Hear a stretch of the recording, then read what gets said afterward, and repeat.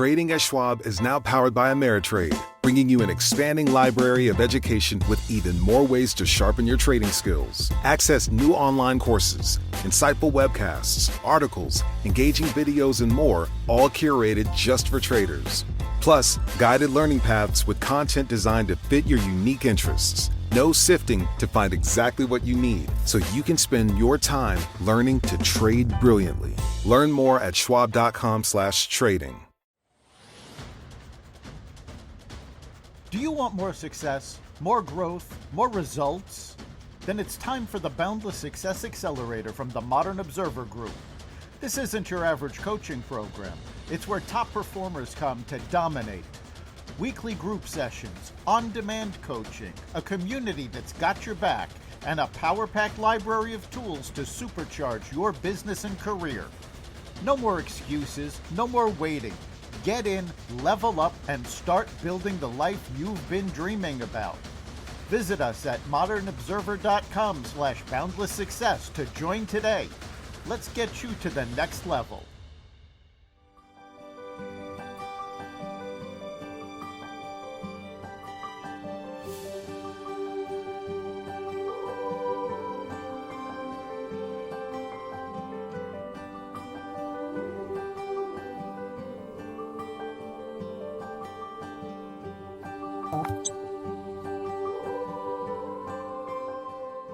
We are lighting the candle, a world that works.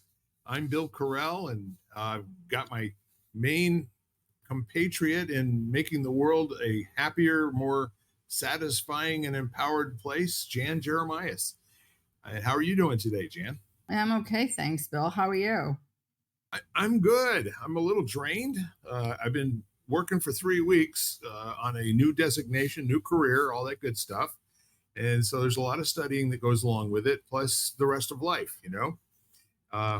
It's one of those things that my life was not big enough to handle all of this. I have to come up with new strategies. I have to come up with new places where I say that's enough. I'm done for today on whatever it is. And I'm also feeling kind of up and down in terms of performance. There's a lot of testing that goes along with this. And I'm used to scoring in the 90th percentile or above on anything that I do. There's just too much information, So I think part of me is just having to surrender to the notion of I'm in the middle of it. We'll know next week if it was any good or not, whether I get a passing grade. So the final test for a month's worth of work and study is coming up next Monday. Okay.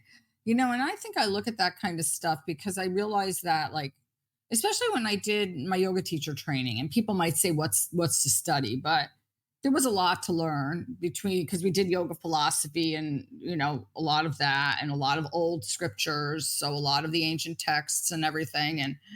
But kind of realizing that it was okay if I didn't know it all right away.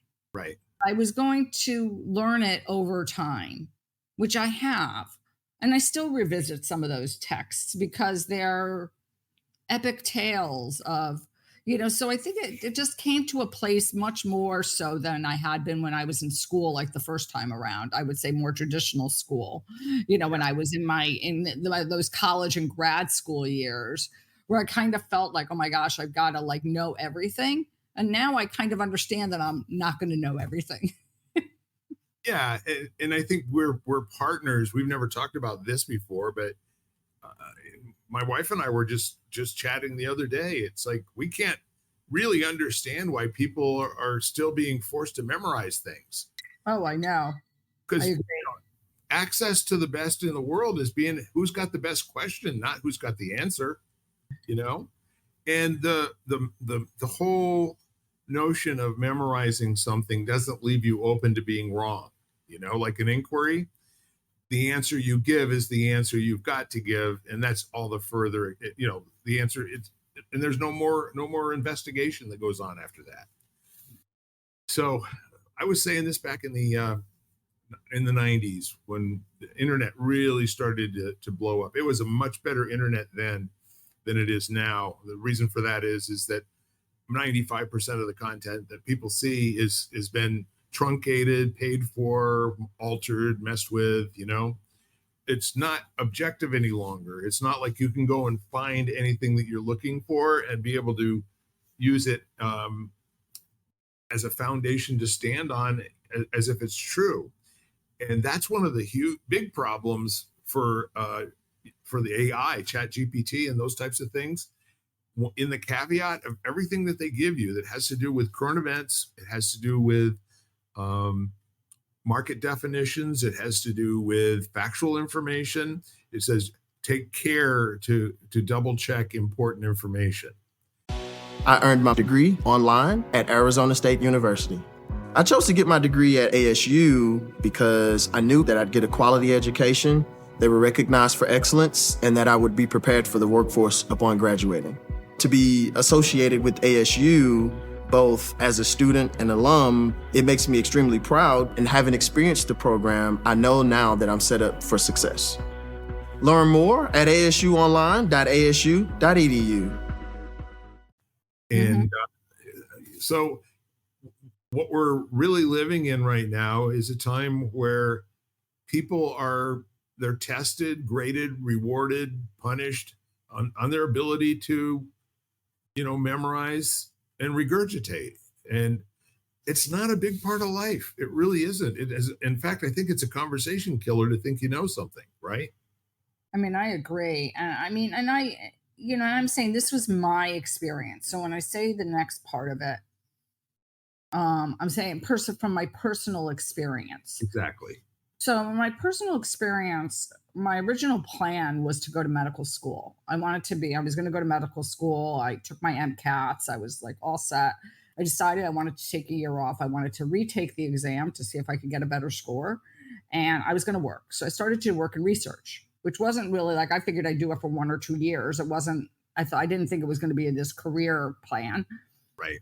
But as I started to work in hospital settings and in more traditional medicine, I realized how limited it is, because it was really just a whole bunch of memorization of a lot of body systems and a lot of facts. Yeah. And it didn't leave a lot of space for creative thinking or from problem solving, even then. And that was a long time ago. Right. And so I decided that wasn't the path I wanted to take, because I figured it just seemed at the time like this is so narrow to me. There's no room for innovation. There's no room for, like I said, problem solving, because we're not all the same. And even though I wasn't like holistic at the time, I did understand that everybody was different and couldn't be treated the same on a health way, in a health way. Yep. And so I just thought to myself, I don't want to do this. And so I didn't go. And I stayed with the research aspect of it. Yeah. And I mean, I do believe that so much of what you say is true, because I think once you memorize everything, I think there's this energy that comes across you that you know everything. Right. I know all there is to know about this topic. Yeah. Yeah. And all of a sudden one day you realize, oh, I really know like as much as it's on like a blade of like the one blade of grass, compared to like a whole field of the vast knowledge that's out there. Yeah, I mean, we're thrown to that. I thought it was hysterical. There was back in 2002, 2003, after the dot-com bubble, when people lost a lot of money, all the ads were starting to change to being internet, interested, if not internet focused. And I thought it was really, really great when this guy said, so the product had to do with fast internet speeds. And he comes out of the office at his home, and he goes to the kitchen table and he looks at his wife and he says, I finished the internet. Yeah, it was hysterical. But see that, I don't know, that's what some people do in life, is they just try to finish, and that takes away, I think, a lot of the just being where you are. The whole notion of being mindful, if your attention is always on the destination, the journey's not really getting enough attention, in my opinion. Yeah, it was interesting because I was on, so I mean, kudos to me. So um my next book contribution is going to be out on Monday. And so we finished it and everything. So we're very excited. And so we sat there and all of us met, and it's seven of us and wonderful people, and we're all really excited. And one of the women was like, last meeting last week, she's like, I really want to think about what our next book will be.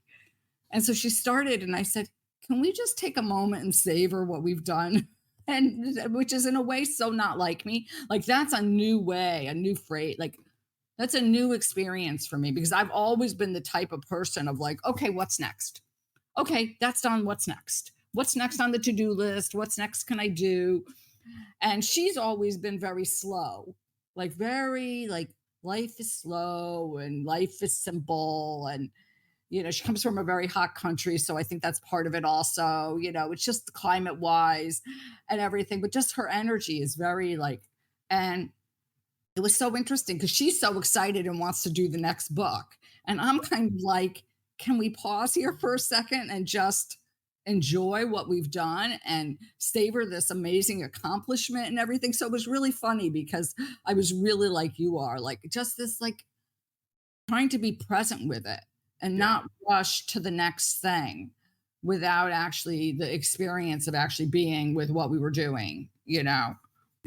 Yeah. So Congratulations on the milestone with the book. Since it's been a year since we published, our co-authorship, it's great to hear this. And I'm imagining that it was a lot more of an intimate experience than we had with our group. That it sounds to me like you interacted with each other on a peer basis, and we on our book we pretty much were interacting through a central point, and we weren't always all getting the same information at the same time and all the rest of that. But it sounds to me like what you guys were doing was cooperating on a co-creation, and informing each other as you went along. And I think if that's the case, you've got a lot to be thankful for. And of course, you should be taking a moment to just appreciate. Appreciation is so undervalued by most people, but the people who use it and the people who invite it into their life, they have like another gear, in terms of another level of love that they're putting out to the world. Well, so two things. One is it was an amazing experience. Yep. It was partly because we were we were meeting anyway before, and we were trying to figure out what to do. Yep. And it's seven people who are all like, not everybody, but a lot of seven of us are like, six of us are like coaches of different nationalities, different genders, different ages. And one woman is not. She yeah, she's a writer basically. I mean, she does a lot of marketing type stuff and everything. But it was kind of interesting. We were all been all meeting about, because we share a philosophy and like a way to live, and we've been all meeting for like I don't know how many months, and we couldn't decide what to do. We finally decided. I was like, well, why don't we write a book? So we decided to write this book, and we decided what we wanted the book to be basically. And so we each went off and kind of gave ourselves like a soft deadline of when we wanted our chapters to be completed. And then finally we got that done. And then we each read each other's chapters and kind of gave feedback individually to everybody about their chapter. Not, but just like, could you explain this more kind of thing? Very kind, very generous feedback. We had two outside people read it, and then we just had a copy editor give it back. And so it's gone through a lot of refinements, like I would say.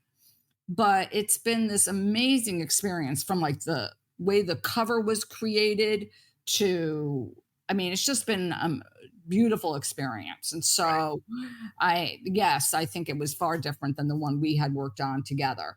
Very different. Good for you. And the word that you used, because it was so interesting. I'm doing a program, and we had to talk about values. And I said, the value I wrote down, and I said, is appreciation was one of my values. And it's not a word that's commonly used. And I said, well, because I think of appreciation as being different than gratitude. Like, you can appreciate someone, be grateful for someone. But I said, it's different than gratitude, because to me, appreciation is like a savoring, is like this spending time, it's a deep word. Like it has a deepness to it, a richness to it. Yeah. I'm gonna go out on a limb here. We used to, if you remember, maybe we didn't do it so much after you got on the podcast, but we used to use the dictionary a lot. And We did a little bit in the beginning. I love to do that. Etymology and all that stuff I'm very into. I'm a word nerd. Yeah, so that's fun, but sometimes, like you said earlier, I'm not saying this is how it really is or what that experience really is, but I'm just saying that that's how it was for me. And what I hear in that is implicit. That's all any of us are ever going to have is our own experience of whatever it is. Either we're living it, or we're observing it, or we're hearing about it, or we're studying, or whatever. But the term appreciation has, like so many other words in the English language, it has a moment that you could use synonyms like savoring. You could use like the financial term appreciate or appreciation has to do with noticing an increase in value from what it was to what it is now. And I kind of like that. If we were to look at our relationships on an appreciation scale, the amount of noteworthiness, how do you like that word, would be in the area of how much has our relationship appreciated. And my active appreciation of that is to take a store of value and in this moment and just kind of like stand back, enjoy it, consume it, be surrounded by it, all those kinds of things, be in it, be mindful of it. Absolutely. It's, as you use the word, and I think about the word appreciate, because it was this in a conversation, it might have been on my Friday Zoom audio events, was something about and this whole idea of you can experience them, like you can go through the motions and experience something, but there is something where you experience something and it is like when you're truly present, which is what you're talking about. There is an appreciation of it. There's an increase in value. Yes. In the benefits that it offers you. Like I've been thinking about that a lot because of just different things I do, which when I'm not aware of them and I just do them, they aren't, it's not the same. It's like, I was thinking about it just last night because I got off the phone with my mother and I closed the conversation. How I close the conversation every time I close a conversation with her, which is twice a day, because I speak to my mom at least twice a day. Yeah. And I just said, "Love you, Mom." And then I thought to myself, like, it came out so like just words, like there was whatever. And then I took a moment and I was just like, after I hung up the phone, I was just sitting with the words. It was this feeling of love I infused into those words. And then all of a sudden it went up a few notches, or more than a few notches. It was because it created a physiological reaction in me. It created an energetic response within me. And so all of a sudden I felt like, and how often do we do that throughout our day with just, when we're not present? Like we prepare food, but we're not really paying attention, or we eat food and we don't even pay attention that we ate it.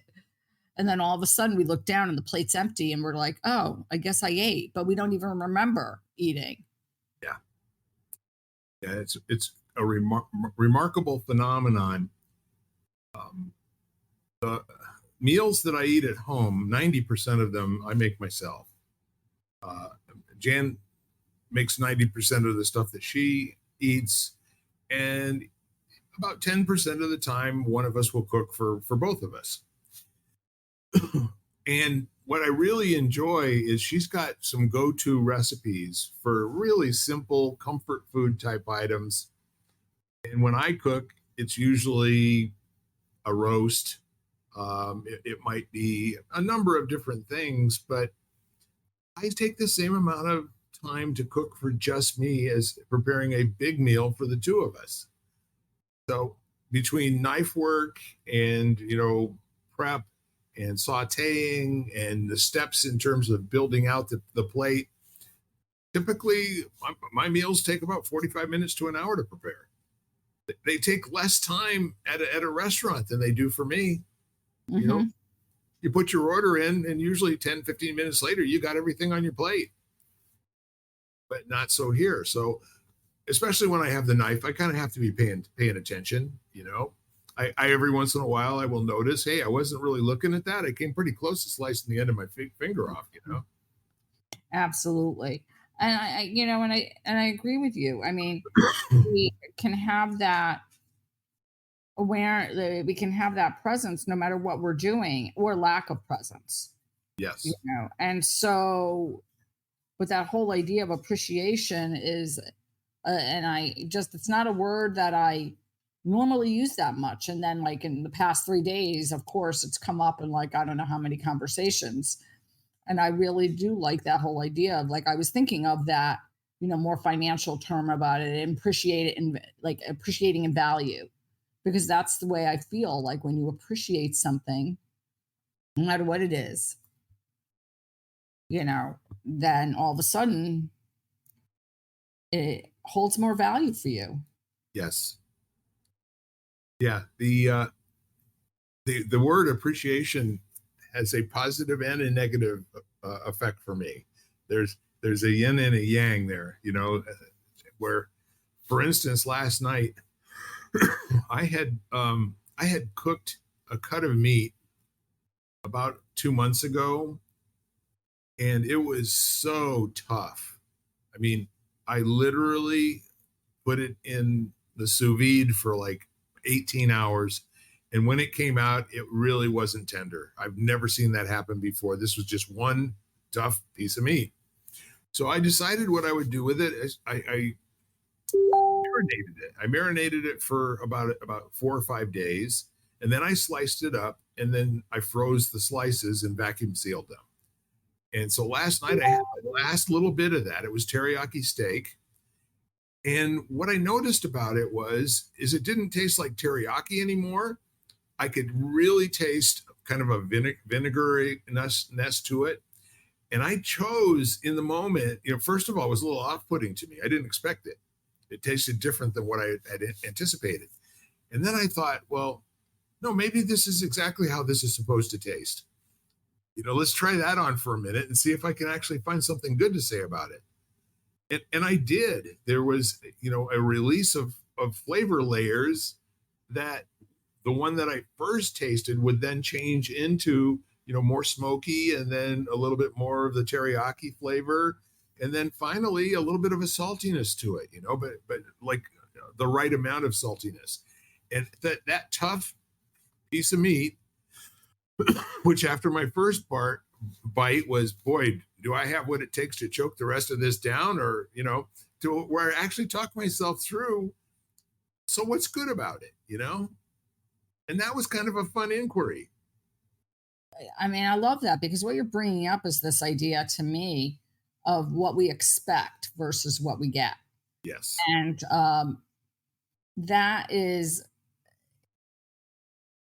it's so interesting, because I think that I find that if I can get my yoga students, if we're doing a pose, to get beyond the actual pose, right, and not get stuck on whether they can do that pose or not, then it becomes an appreciation for, like, whatever part of the body they're opening, whatever they feel. And then it has a different kind of value and a different appreciation. It might not be what you might have thought it was going to be. Yeah. But you're then open to a different experience than you also thought. Because by thinking that you thought that steak was going to be whatever, limited, whatever, to what you thought it was going to be. Right. But it became probably even more so because of the, what you had to do. And then the fact that all of a sudden you had all those nuances of flavors, and that you probably, had it been just what it was typically supposed to be, right, it would have been like, oh, okay, yeah, I taste that. Yeah, I'm a little bit of a snob when it comes to cooking in general, but especially when it comes to the doneness of meat, because I appreciate the sacrifice that the animal has made. I don't feel quite the same reverence towards the vegetables on my plate, but you know, I definitely do honor the animal, and it breaks my heart going out to a restaurant and seeing how people will order a very expensive cut of meat and ask for it well done. And this is a conversation between me and the folks at home, because I know you haven't been a meatitarian for a very long time. But the point of it, those of us who are that we eat that kind of stuff in our diet, if you really are going to be an honorable human being, then it's kind of like the final stage in the life cycle of a whole lot of different foods coming together on one plate. So being mindful of the plate, noticing the color, the smells, the textures, there's steam coming off of it. Is there, juice coming out of the broccoli, or, whatever. It's just, it's kind of wonderful every 24 hours to have an event called dinner as a celebration, right?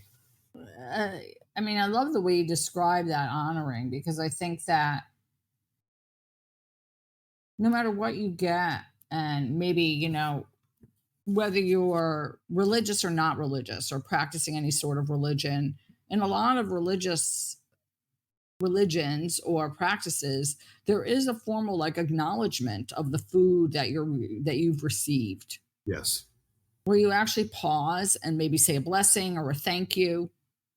And that could be just in your head, like where you yourself to yourself say thank you for this food. Yes. And it doesn't have to mean that that you're affiliated with any particular religious sect.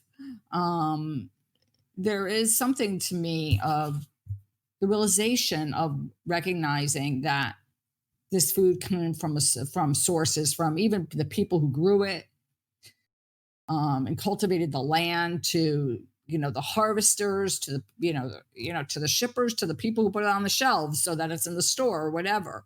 There's a lot of hands that go into bringing food to your plate. Yes.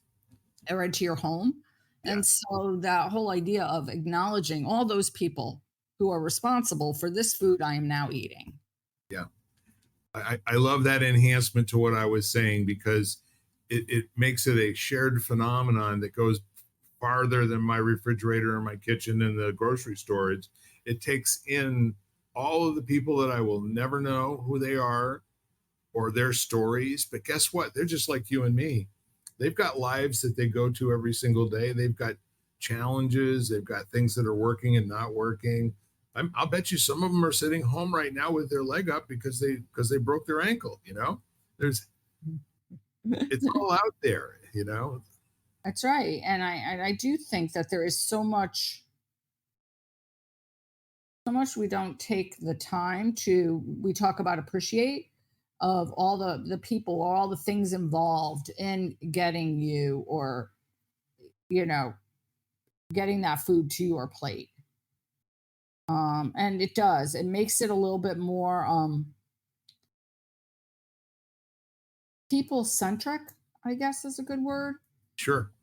To which for a moment I wasn't sure that was a word, but I'm making it a word if it's not. No, I think it's a good term. That it brings like you said, you realize that, oh my gosh, the people that pick this plant, they have families, and they're trying to put food on the table, and they have concerns and worries and joys, just like I do, loss, whatever it is, it's all. Yeah, while you're talking, my mind is kind of really, really drifting for a moment.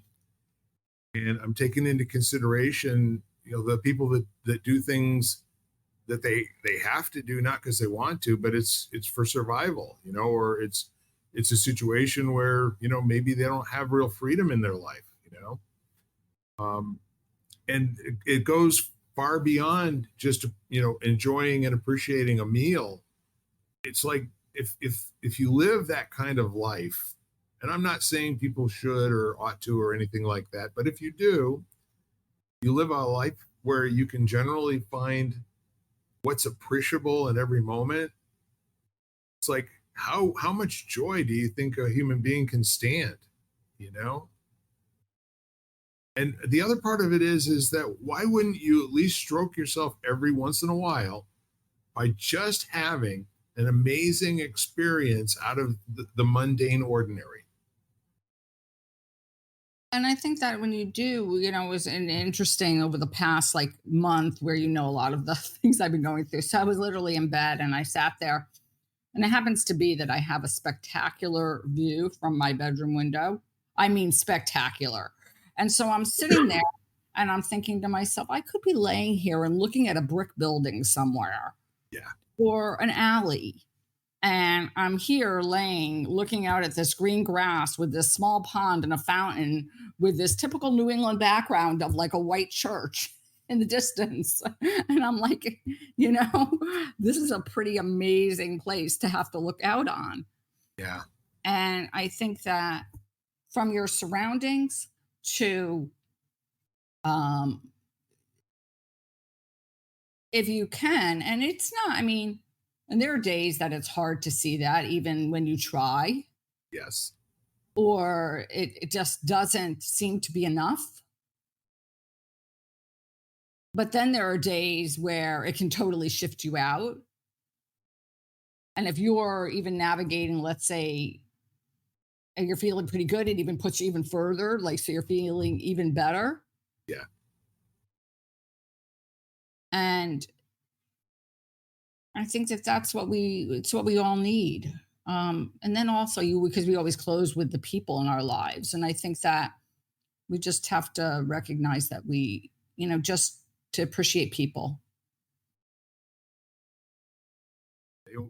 And sometimes the verbal act of appreciation is just such a huge demonstration of love, the generosity that is displayed when you take the time.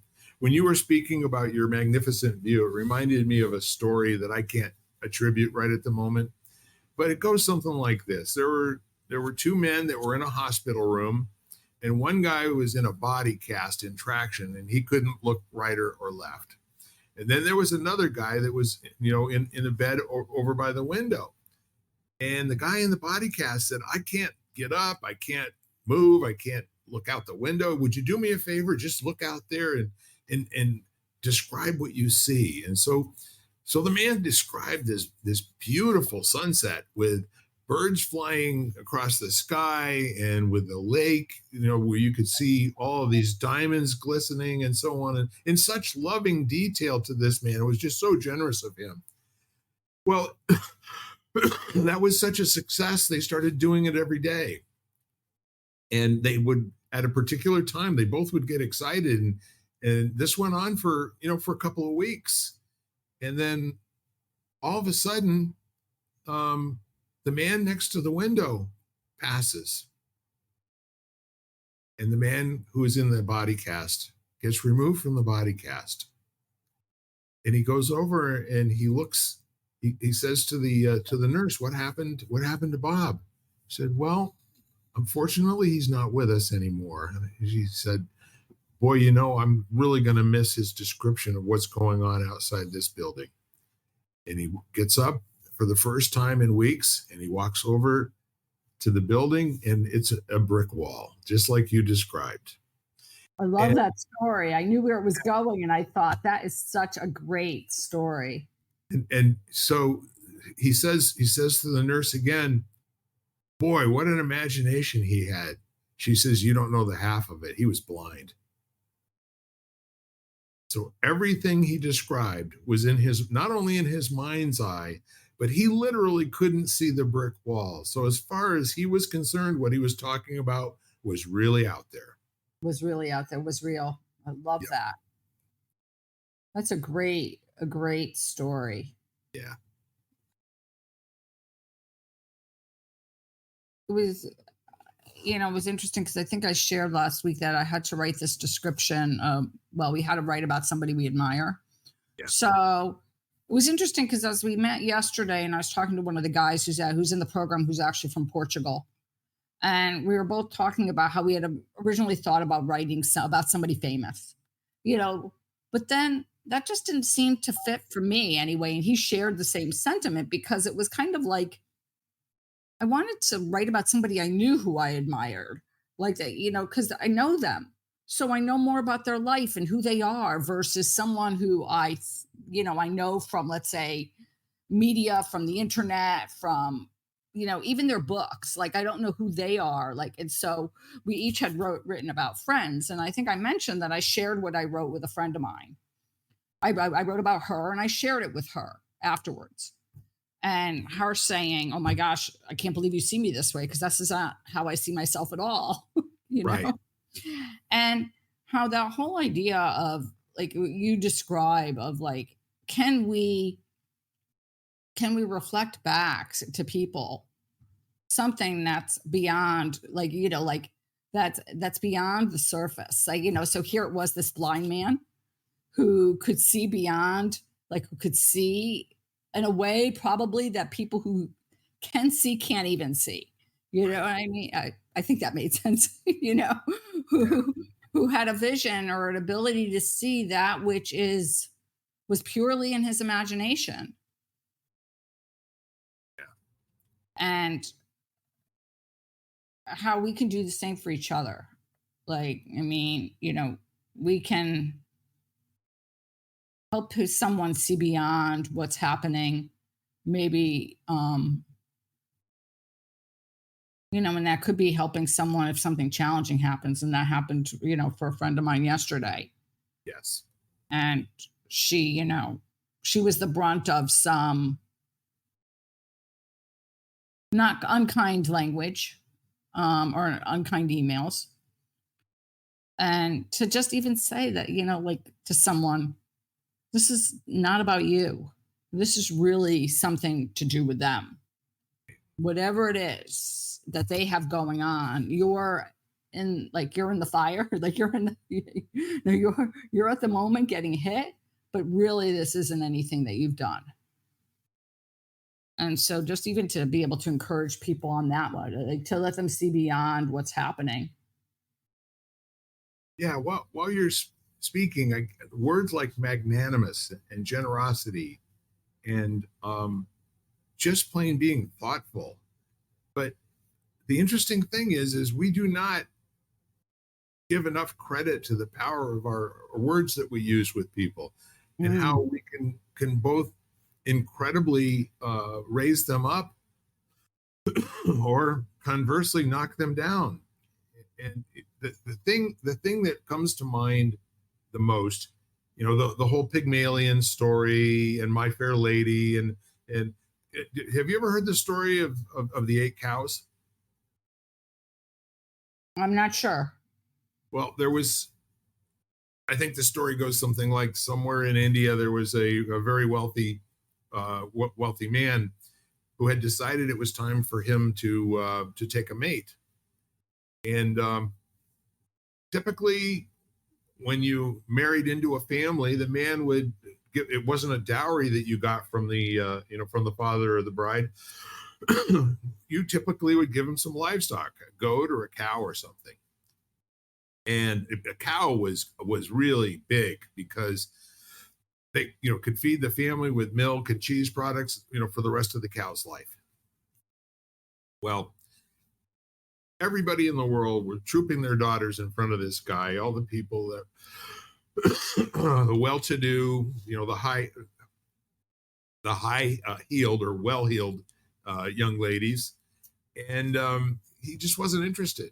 So he went out and he found a village. He just was walking around, and all of a sudden he met this man who's, "What are you so happy about?" He asked him. He said, "Well, it's the joy of being the father of 7 beautiful daughters, and of course one is an ugly duckling." He said, "But you can't win them all."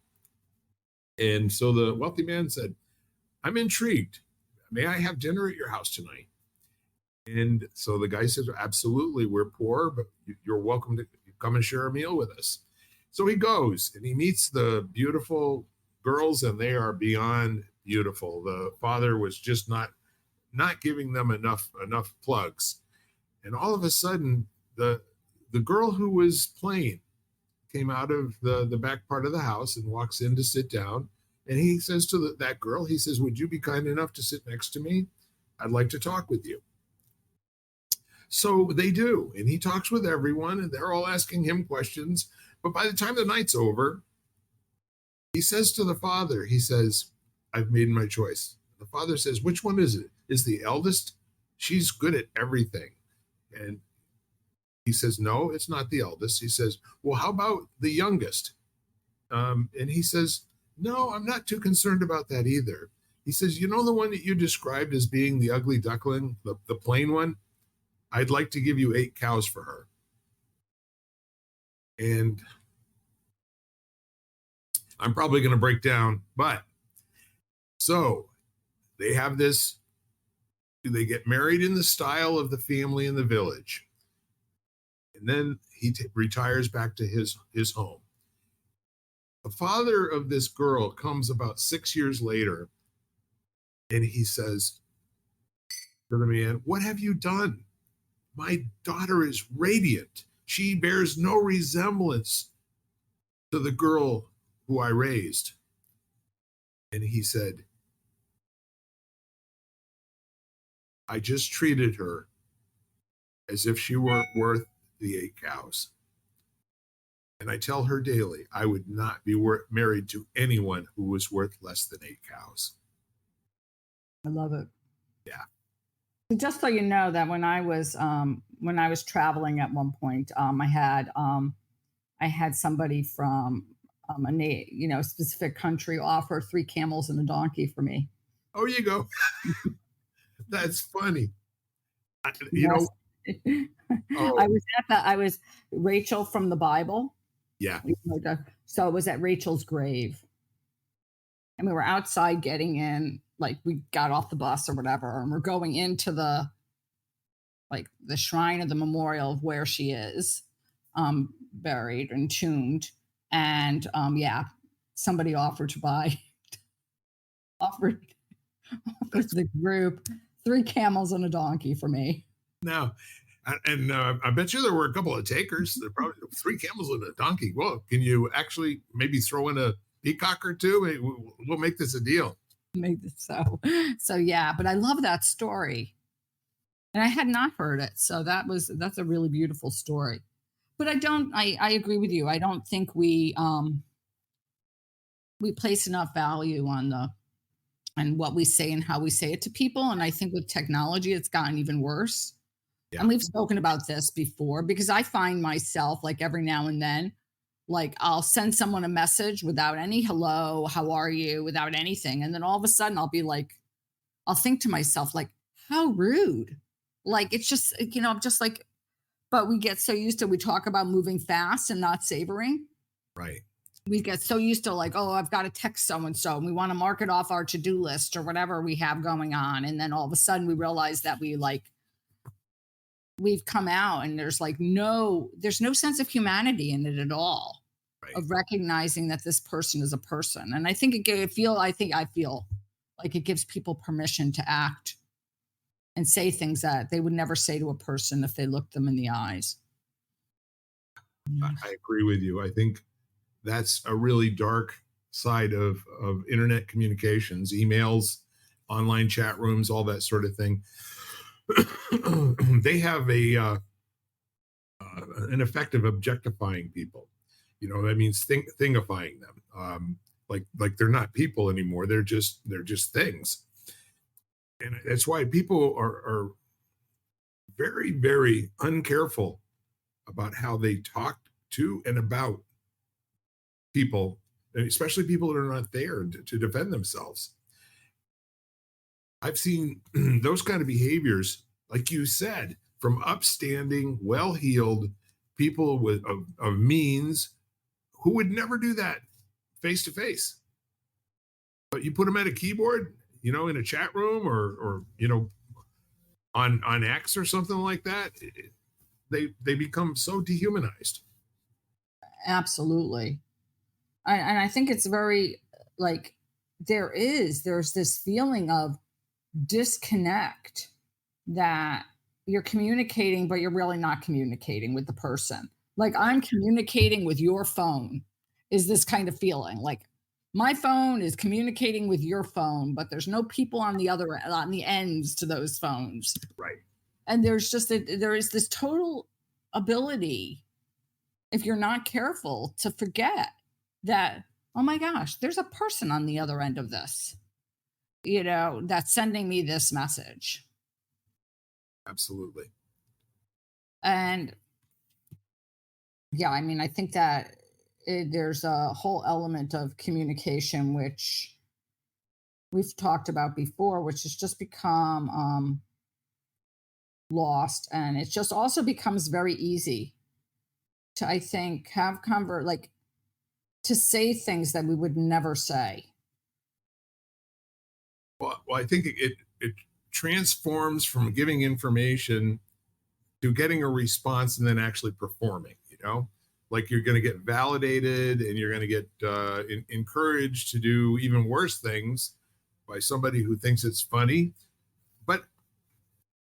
And people don't realize that when they're using terms that dehumanize other people, it says more about the person speaking than it does about anybody else. Mm-hmm. And I don't think people are,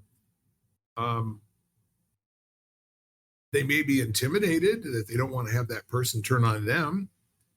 But I don't think people who are really nasty do themselves any favors. They don't really make it easier to be around. It was interesting because, Bill, the wonderful Mary Jane, and Mary Jane and I were having a conversation because a week ago Friday we read this poem, and the poem had a swear in it, and neither of us use that kind of language on basically on a, I mean, every now and then, but it's not language we use.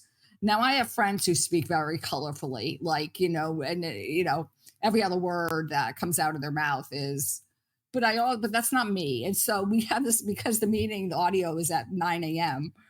and we usually open with the poem like 5 minutes after we start. The two of us are sitting there. Mary Jane usually reads the poems and she's like, I don't know if I can read this at 9 a.m.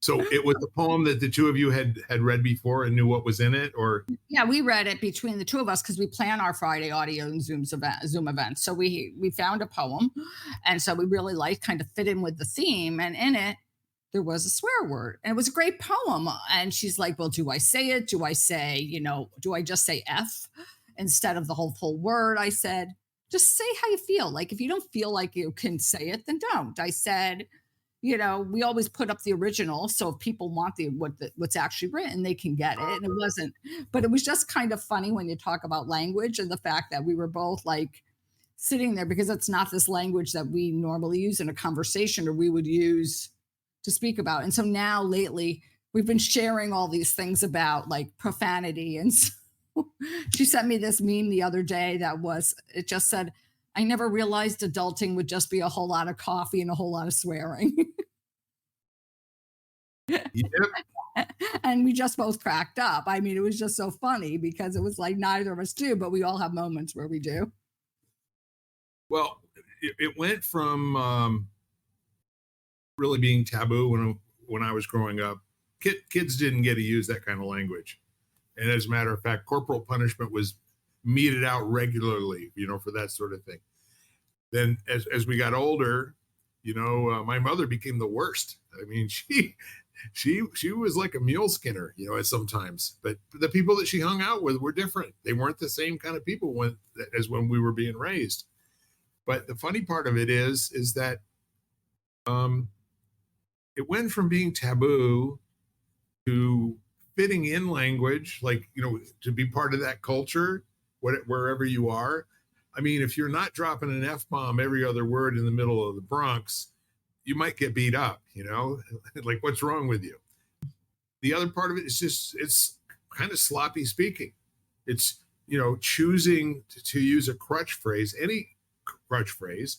And I think swearing, is kind of like saying or ah or or but at the end of the day, I think, again, to demonstrate appreciation means looking for language that approximates how you feel. And sometimes there's no substitute for that word, but not every other word. Right. Right. And I agree, and sometimes there is no substitute. Yeah. And, and so you sit there and there's like, and it comes out because it's almost like there is no substitute. But I don't look at it as being, I agree with you. And I loved what you said about language. It's almost like this lazy way of speaking Yes. where I don't really have to spend time thinking about what word to use or what word's appropriate. So therefore, I'll just use something that, to fill space, basically. I think that's it. And it's not listenable. However, if everybody's doing it, right? And I agree with you as far as timing, because I remember the days that maybe it wasn't core, but I remember getting my mouth washed out with soap a few times for using words that I shouldn't have used. And at one point, I thought it was extremely cool. And my brother's telling me I spoke like I was like I worked on the docks or I was a tree, kind of thing. And it wasn't nice or whatever. But that faded, like I think I did that more for that sort of sensationalist, draw attention kind of thing, just to stand out. And then got to the point where I'm just like, it's just, I don't know, it doesn't seem to add anything to a conversation to me. So here's the thing. You's in charge of you. So that's right. Yeah, you get to pick and choose now, and you also get to pick and choose who you want to be around. Absolutely. And I don't know. There's been a couple of times, especially in my adulthood, where I've taken somebody aside and said, "Look, I think that language, in this group is maybe just a little bit too familiar. It might be something that you could do one-on-one with somebody, and it would not be inappropriate. But we're in mixed company." And, then the guy says something like, "Well, the women swear worse than I do." So, and I said, "Yeah, that might be true. But if it's not true right now, why lower yourself to a standard that may not actually be a truth at all?"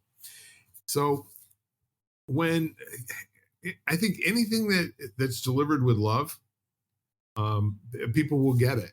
And if it's not delivered with love, I think we learn face to face where the boundaries are, what you can say to somebody that's going to get you punched in the nose, or what you can say to somebody that's going to get you a hug, right? And you deliver the same message, but you do it in a different way with a different set of terms and a different demeanor. I mean, I've done the same thing. I've actually, because I have a few friends that speak very colorful, whatever, you know what I mean, full of color. I use a lot of words that I wouldn't use. And to me, when I'm in, especially like in a business, a professional type setting, I don't think it's appropriate at all. Right. And I will say to them, we're meeting with people like that I don't think are going to respond well to those kind of words. Right. Can you please, I would refrain if I were you from using them, because I think if you're looking to collaborate, or if you're looking for, any sort of, collaboration, anything that you wish maybe might come out of this conversation, I think it might shut it down. And so, and I have said that to people, because right. I do think that there are settings that it just isn't appropriate. It's not like I'm speaking to my buddy and we're speaking about, I don't know, something. I mean, and then all of a sudden I use a word that's not appropriate.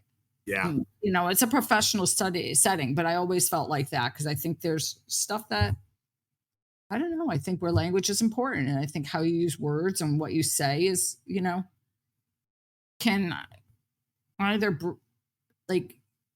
open up the energy and open up the path, or shut it down really quickly. Yes. Yeah, I think our culture has not benefited from several things that happened since the 1990s. I think one of them, with the internet being wide open and with so much social media, and now with so much content, television shows, movies, all that sort of thing that are not coming over a FCC regulated three-letter network. And then with certain kinds of music, especially inner city rap music, having almost like a baseline beat of F-bombs, it's kind of numbed people to what we used to call common decency, and it's not intended to be that way, because how the artists express themselves in many cases was to have a song or a rap beat that they're letting people know that they're angry. They're letting people know that they're upset at the world, and they're protesting the unfairness of all of it. And that's the best they can do, to really approximate their feelings. But unfortunately, it kind of leaks over into where all they're doing is trying to sell something, So I think there's a bit too much of it out there, and there's a bit too much of a few other things as well. But they say that the pendulum always swings too far out to the right, and then all to the center for a while, and then too far out to the left. And I don't know. We might be seeing what's called a reactionary period, where the kids that are coming of age now, they don't want it anymore. Mm-hmm. There was a television show where Michael J. Fox played a character. He was a 12-year-old conservative that always wore a tie and a suit, Alex P. Keaton. And I think we're getting a generation of kids that give a good rap. I think they're interested in figuring out how they can have a piece of the American dream. And in a lot of cases, it's because their parents spent most of their young adulthood in their parents' basements between 2005 and 2020. But now that next generation of kids, they're all turning 17 and 18 years old. They're basically going, yeah, we didn't have a whole lot. We rented the whole time that we were growing up. I'd kind of like to buy a house. I'd kind of like to save some money. Maybe I'll be the first one to have generational wealth, in my family. But there's all of that goes on. And I think in the meantime, again, what you're hearing from me is my social commentary, and it's not making a difference, the conversation that we're having right now, until it gets listened to by somebody else and it makes a difference for them. Mm-hmm. Yeah, and that's why we record these things. Right. That's right. Well, hopefully something that's said is all of a sudden you go out and you just have a realization or aha moment about something that you do, or all of a sudden you notice. Right. Within yourself, and you're like, oh, I do, I should think about this more, because I send texts every day and I don't really pay attention to how I say that, what I say. Or I gave a workshop on Saturday, Illuminate Kindness. And so we were talking about just common courtesies, the common courtesy of a smile to somebody, or a thank you, or the common things that you grew up with and I grew up with. I mean, you didn't go into a store, you didn't go into anywhere without saying please for something and thank you when you left. Even if you didn't say hello and good morning, it was you always said, please, could you hand me that? Or please, and thank you so much when you left. Always. And if you didn't, then you would have also gotten some form of reprimand in some way, even if it was just a verbal reprimand of saying you should what do you say? That was my that was my parents. All you had to do was forget once. If you asked for something and my mother would say, what'd you say? And then you'd be like, oh, okay, yeah, I'm sorry. Please, can you pass me that? Yeah, I think my parents tried talking to all of us when we were small, but it didn't work. So we degenerated into a long period of corporal punishment. It was that old story about the the guy hitting his horse in the head with a 2x4, and the guy next to him says, "What'd you do that for?" He said, "Well, I had to get his attention first." Anyhow, But either way, there was but the point was that, that wasn't acceptable. right. It wasn't acceptable to not acknowledge someone in some way, to go in and just expect something without a please, a thank you. Right. Just it wasn't acceptable. And even to this day, like if I spend time with my nieces and nephews' kids and they don't say please and thank you, I'm like, what do you say? Yeah. Because it bothers me. I'm like, there should be those things. I think that's setting a good example. And you get so little time with young people. I mean, I don't know how much time you get, but I don't get anywhere near what I would call making a difference time with my grandchildren. So when I am around them and I see a behavior that I know is inappropriate for them, I'll let them know. Mm-hmm. But I'll also let them know that I love them, and I also let them know that they have a choice the next time. No, Well, we did it again. Did it again. We did it again. So, would you like to do like kind of a little bit of a wrap on what we talked about today, so we can put a little cherry on top? It's just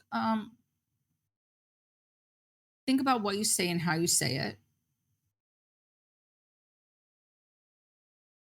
And we talked about appreciation, and I think one of the most important, and I'm not saying that this in a bad way, but one of the most important things, and I don't want to use the word things, so I'm going to say like commodities are one of the most important things in the world are people. Yeah. And so just remember that. I have a poem I'd love to close with, Bill. Awesome. I'm just going to pull it up. Hold on a second.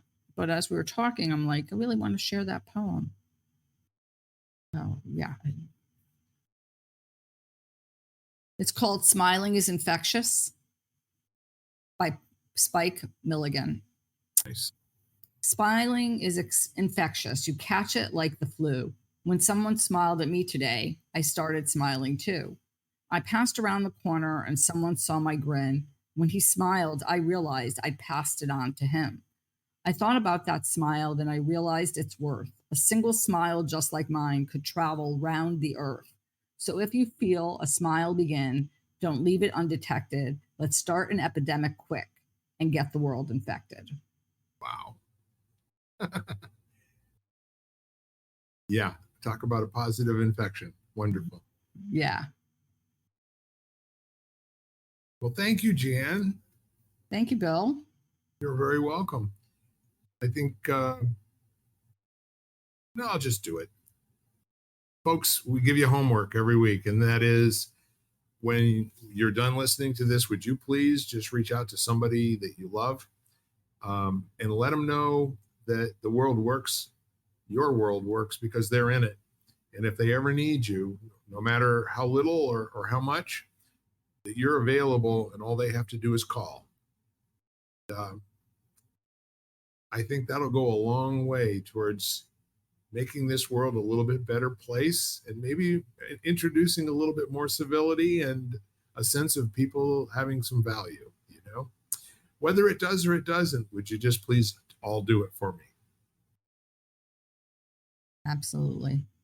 And I think that brings our podcast for today to a close. We are lighting the candle, a world that works. I'm Bill Correll, and you are? And Jeremias. All right. Bye-bye for now, y'all. You've been listening to Lighting the Candle, a world that works, part of the Xvadio podcast network. You can catch every episode of Lighting the Candle, as well as the rest of the network, at xvadio.com, the Apple Podcasts app, YouTube, Spotify, iHeartRadio, Audible, Amazon Music, and wherever you find podcasts.